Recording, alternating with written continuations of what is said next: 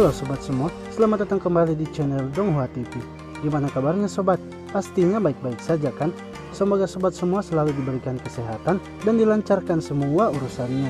Di video kali ini, saya akan melanjutkan cerita dari Donghua 100,000 Years of Ravening Key di part kelimanya. Pada part sebelumnya, Sanyang yang datang menantang Suyang ternyata dengan mudahnya dikalahkan walaupun ia sudah menggunakan kekuatan penuhnya. Sanyang yang ingin menjadi pelayan Suyang malah ditolak dan langsung diusir dari sekte Tianlan. Suyang kini telah membuat pil tingkat 4 untuk murid-muridnya dan menyuruh mereka untuk meningkatkan kultivasinya. Ia juga menekankan kepada Jingsu agar segera menerobos ranah Jindan. Suyang pun membuatkan murid-muridnya jimat pelindung dan memberikan mereka buku yang berisikan teknik untuk meningkatkan kultivasinya dan memberikan mereka buku yang berisikan teknik untuk meningkatkan kultivasinya.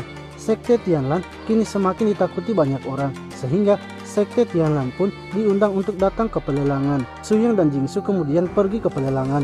Mereka pun bertemu dengan seorang pria yang bernama Dugu Tingfeng, di mana Dugu Tingfeng yang melihat kekuatan Suyang memutuskan untuk mengikutinya. Bagaimanakah kisah perjalanan selanjutnya dari Suyang, di mana kekuatan sektenya mulai ditakuti kembali? Namun sebelum lanjut menonton, jangan lupa sobat semua untuk like, komen, dan subscribe ya, agar Mimin selalu semangat memberikan video terbaru untuk sobat semua. Tak perlu berlama-lama lagi, langsung saja kita kocok ceritanya.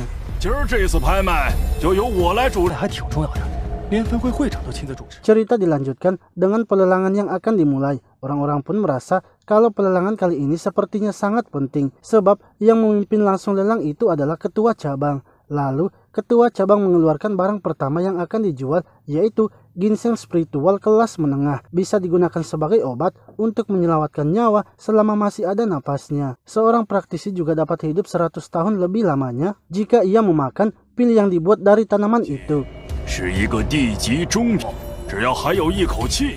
Jingsu kemudian menyarankan kepada Suyang untuk membelinya. Namun Suyang malah menyuruh Jingsu untuk membelinya bila menyukainya. Sementara itu Dugu Tingfeng tak ingin berlama-lama lagi dan langsung menanyakan harganya. Ketua cabang lalu memberitahu harganya adalah 1 juta mutiara emas. Orang-orang pun berpikir bahwa harganya itu terlalu mahal. Akan tetapi ada seseorang yang menawar dengan harga 2 juta emas. Bahkan ada juga yang menawar 3 juta mutiara emas. Sementara Jingsu menawar dengan harga 4 juta mutiara emas. Namun Dugu Tingfeng malah menawarnya dengan harga 10 juta mutiara emas. Ketua cabang lalu menanyakan apakah ada harga penawar yang lebih tinggi lagi. Sementara Dugu Tingfeng merasa tak ada yang bisa berdebat dengannya dan itu sangat membosankan. Lalu Suyang mengeluarkan eliksir tingkat tinggi yaitu tingkat 3. Orang-orang pun sangat terkejut melihatnya sebab pil kelas rendah tingkat 2 saja sangat jarang ditemukan. Namun Suyang malah memiliki tingkat 3-nya. Bahkan untuk beberapa juta mutiara emas tak akan bisa membeli eliksir itu.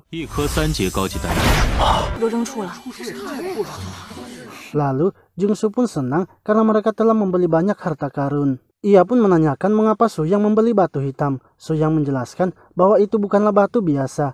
Di zaman dahulu, beberapa binatang buas dengan garis keturunan yang kuat akan menyegel anak mereka pada saat kritis, dan batu itu adalah salah satunya. Setelah Suyang menghancurkan segel batu itu, keluarlah binatang buas awan. Suyang mengatakan bahwa binatang buas itu sama seperti tunangannya sebelumnya, yang lebih suka berkendara di awan dan bebas. Jingsu pun bergumam bahwa binatang awan itu merupakan binatang buas yang legendaris. Dan Suyang juga ternyata menggunakan binatang suci sebagai tunangannya. Lalu, ketua cabang menyampaikan bahwa sekarang akan memasuki puncak dari pelelangan hari ini, yang mana kali ini ia melelang peta tanah rahasia Qishou. Suyang pun langsung terkejut melihatnya dan bergegas membeli peta itu dengan menggunakan 2 pil tingkat tinggi dan tingkat 3. Setelah pelelangan selesai, Dugu Tingfeng mengikuti mereka secara diam-diam. Begitu pula dengan beberapa orang yang sedang mengikuti mereka. Saat sampai di dalam hutan, Jingsu pun menanyakan apakah peta itu palsu atau asli. Suyang mengatakan bahwa peta itu memanglah asli, namun kuncinya masih hilang. Akan tetapi, itu bukanlah masalah baginya, karena ia sebenarnya bisa memasuki dunia rahasia itu kapanpun. 这秘境我随时可以。 Lalu Su Yang berhenti dan menyuruh seseorang yang mengikutinya untuk keluar, di mana ternyata itu adalah Dugu Tingfeng. Jungsu mengira kalau Dugu Tingfeng ingin membalas dendam, namun Dugu Tingfeng langsung melompat dan bersujud di depan Su Yang. Ia mengatakan bahwa sepanjang hidupnya tak ada yang pernah mengalahkannya seperti ini, dan Su Yang adalah tahap pemurnian Ki yang paling kuat yang pernah ia lihat. Ia pun meminta agar Su Yang menjadikannya muridnya.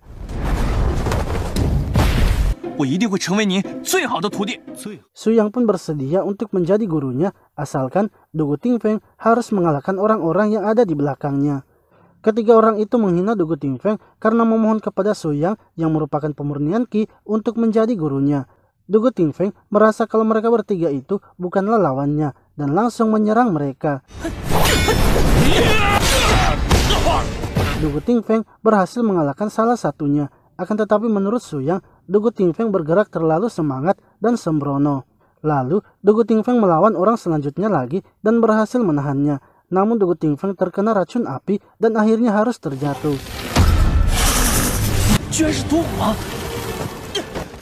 Orang itu kemudian mulai menyiksanya dan Jingsu yang ingin menyelamatkannya ditahan oleh Su Yang, di mana Dugu Tingfeng berhasil bangkit kembali dan menghabisinya. Dugu Tingfeng yang sudah keracunan kini harus melawan orang terakhir.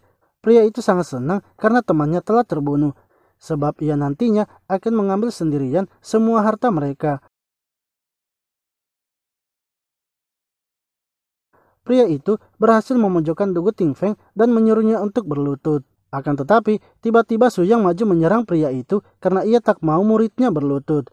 Su Yang kemudian mengeluarkan racun di dalam tubuhnya dan mengenai wajah pria itu. Dugu Tingfeng lalu berterima kasih karena Su Yang telah menghilangkan semua racun yang ada di tubuhnya. Oke sobat semua, itulah tadi cerita dari Donghua 100,000 Years of Ravening Ki di part kelimanya. Nantikan terus cerita dari Donghua ini ya. Terima kasih telah menonton video ini. Sampai jumpa lagi di video selanjutnya.